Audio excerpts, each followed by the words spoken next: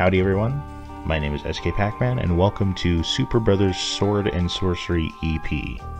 This is a game that I originally played on my phone. It's for Android. I don't know if there's one for iOS, but if there is, I'll leave them in the description below. Check them out. This is the Steam version. The entire soundtrack's done by Jim Guthrie. You can see right here. I turned my mouse off so you can just see where I'm pointing with that little black dot right there. But I've played this on my phone a long time ago. It's an adventure game that has a very good story. I remember parts of the game, but not all of it, so this is going to be a remembering adventure for all of us. The art style is kind of reminiscent. Well, it's kind of like Kingdom, where it's all pixelated but very well done. Well, you'll see what I mean. Let's just get into the game.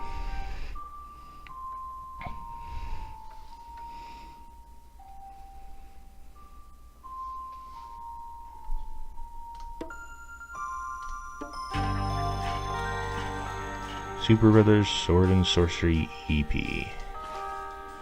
Ladies and the gentlemen, how's about you tap these two little sylvan sprites so I can get a feel for your stereo sound system?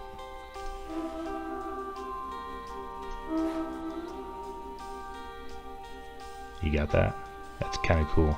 It does a lot of audio cues like that. Our research indicates that social support networks will play a significant positive role in the outcome of SS and SEP. You can connect this to your Twitter, and every time you come across something in the game, you can tweet about it. One of the main things to do with this game is if you look up in the top left-hand corner where my webcam is, I'm going to turn off my webcam for a second, and you look up here, there's this little half moon. That means I played this game when there was a half moon out. So some of this game relies on the actual moon phases in the real world. So keep that in mind. Note, the ability to broadcast your findings is an entirely optional component of SS and SEP and is intended to be used in moderation. We are profoundly grateful that you have chosen to participate in this experimental treatment for acute soul sickness. You'll find this first SS and SEP session to be fairly straightforward. It typically only requires 15 to 30 minutes to complete, and that's common through all of the acts of this. It's broken up pretty good, and it lends itself very well to recording. Ready to begin? Press play and let's go.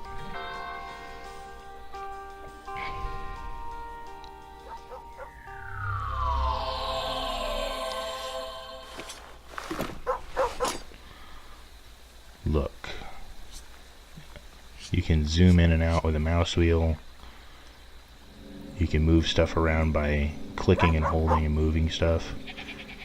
If you don't move, you click and hold on something, your character walks in that direction, which is pretty cool. If you zoom out and double tap on a person, your character walks over to them. Far from the war-ravaged steppes of Scythia, we meet a dark-haired girl in a sunlit meadow. To the mountain folk of the Caucasus, she was known as Girl, and she seemed nice.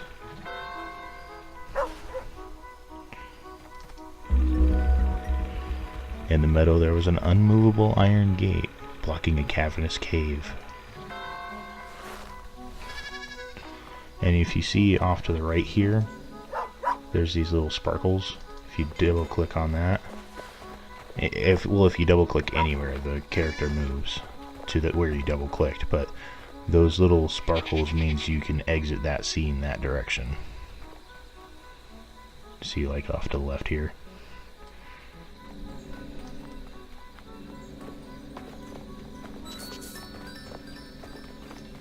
And zoom, we already know how to zoom. Oh, Logfellow. Sorry, we don't already know that. I just remember his name from last time I played.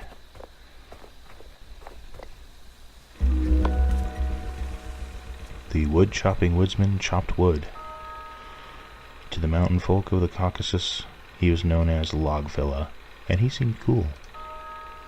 Logfella knew all about our woeful errand, and he agreed to lead us up the old road. Still, we definitely got the feeling that he wasn't super jazzed about this. I like that they mix slang and proper English in it. I mean, not proper, but you know, I don't know, it's hard to explain.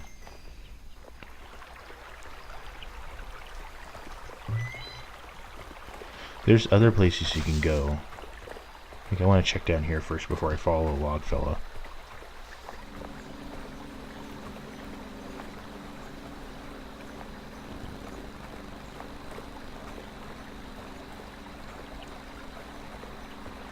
Like right here.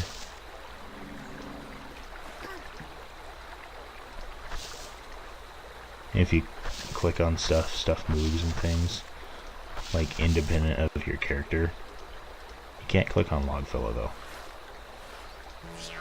And right clicking brings out your weapons. Anyway, let's go back to the door. And there it is up here again, the moon's half. And that has a lot to do with the game, the moon phases.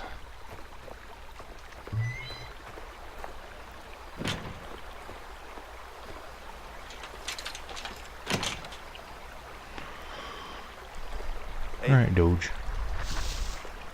Hey. Hey.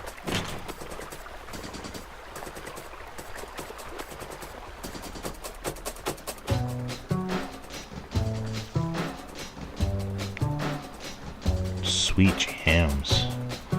Oh, I love the guitar in this game. Oh, I've missed the music in this.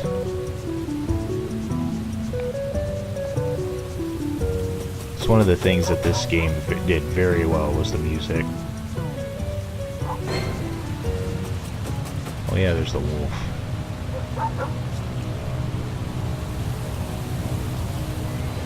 Let's go up there and whoop its ass. See if I can remember how to fight the thing.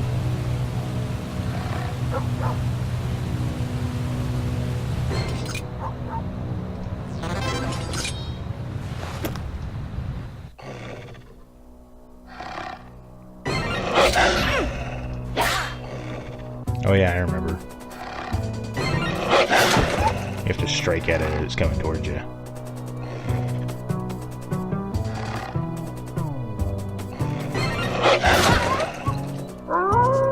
Okay. And some of them you have to block at certain times and hit at certain times and stuff like that.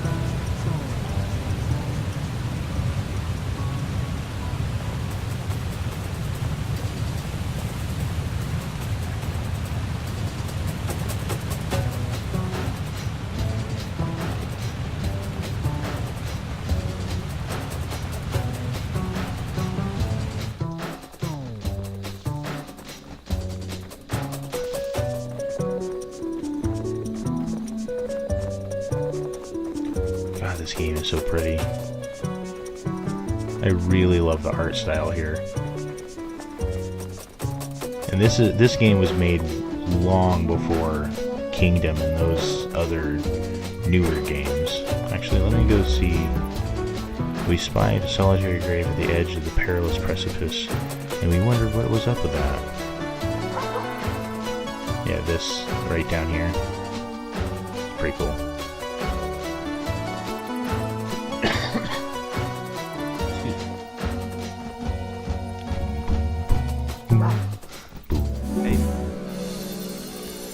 Ooh.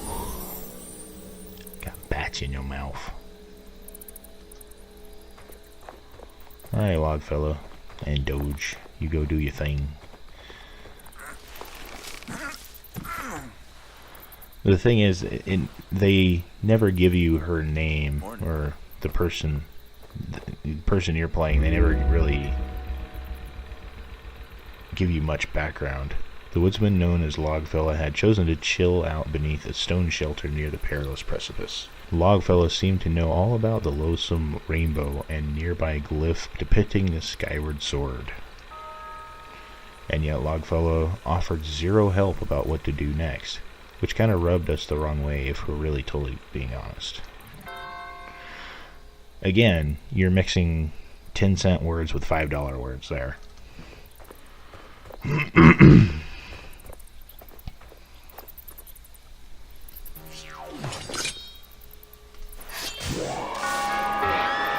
Ding ding.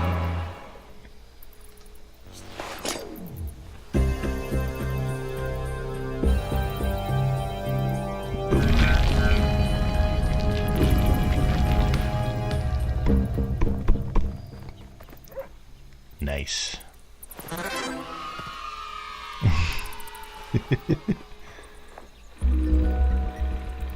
We had bridged the chasm and we felt super smart. We told Logfellow that we sought the burdensome book of sinister sorcery known as the Megatome. The Megatome lurked somewhere in the haunted darkness beyond the perilous precipice beneath Mingi Taw. We resolved to get the Megatome and then get out alive. Can I talk to Logfellow? Or are we done talking? At the edge of the perilous precipice stood a stone carved with a glyph of skyward sword beneath the colors of a rainbow. We Scythians loathe rainbows. Don't know why. Anyway, let's walk into a giant mouth.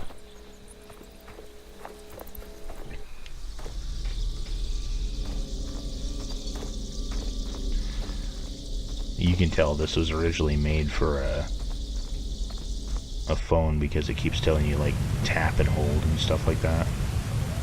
Trespass.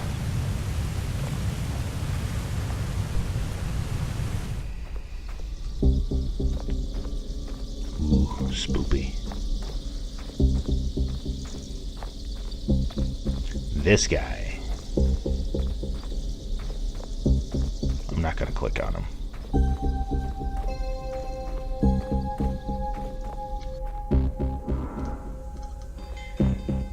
Oh, thanks.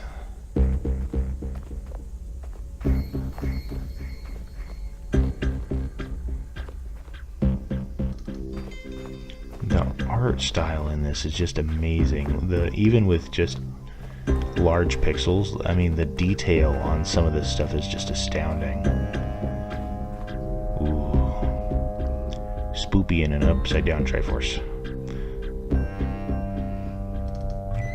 Spooptastic.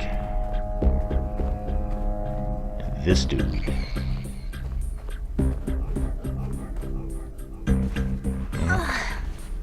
She can't yank it out. We found the Megatome clasped in two bone hands, and we felt our sword stir in its sheath. Alright, cool. Let's knock it out of his hand.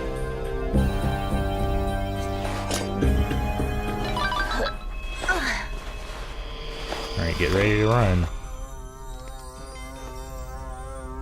Yep.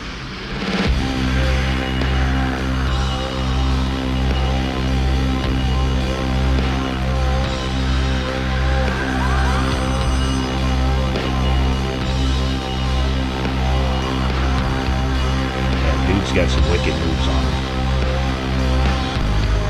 And this music is just incredible.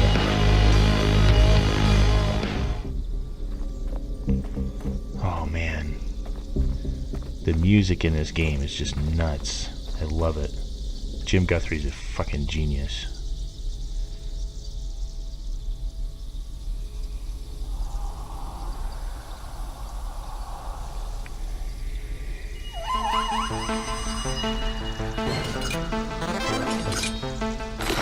Must fight.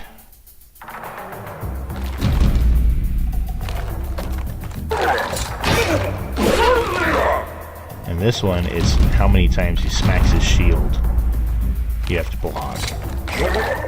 Then you have to hit him directly afterwards.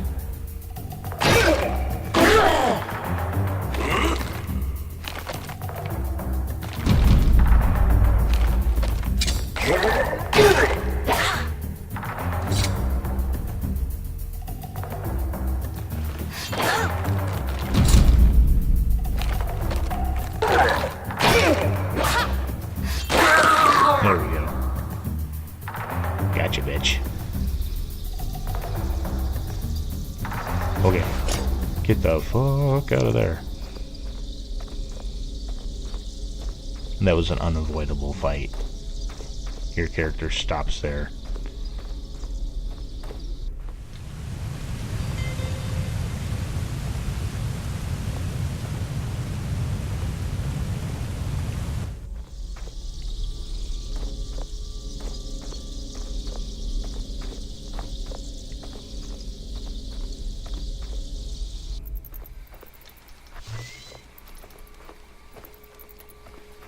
Alright, let's go talk to Logfella again. Hey. Hey. Alright, suck your tongue back in, douchebag. Ooh, stank breath. And your eyes burning. Fucking wolf.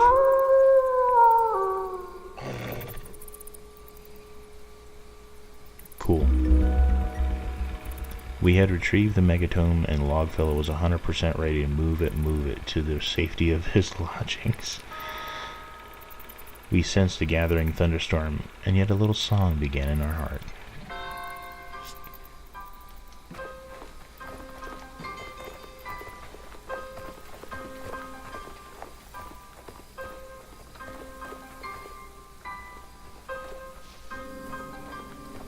Fucking dog. And you can't get to that particular area either. It's starting to rain.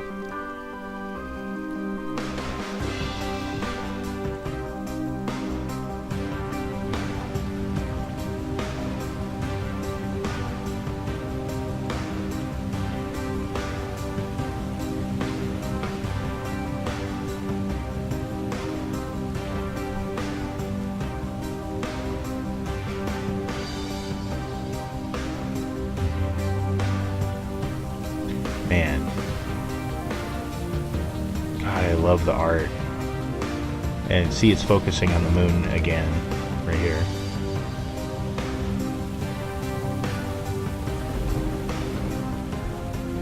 So it tries to give you clues that the moon is important.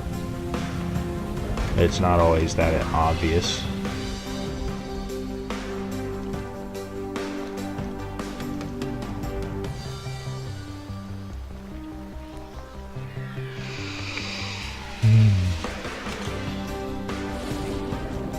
And the puzzles later do get a lot harder. It's just...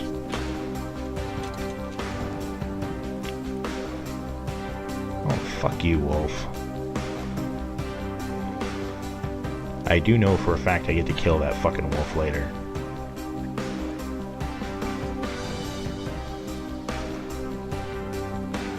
Alright, Logfella. Let's go back to your place. Hide from the storm.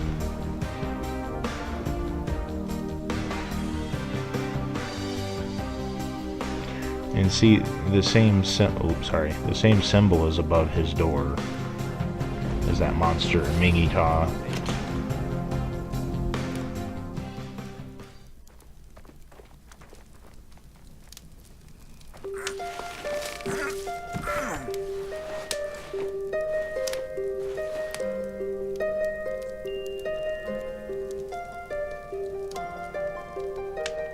Amazing. I love it.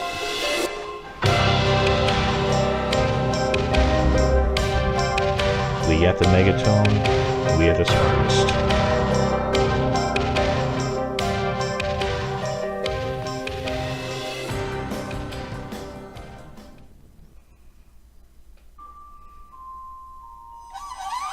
So you've awoken the deathless specter who slumbered in the darkness beneath Mingi Taw.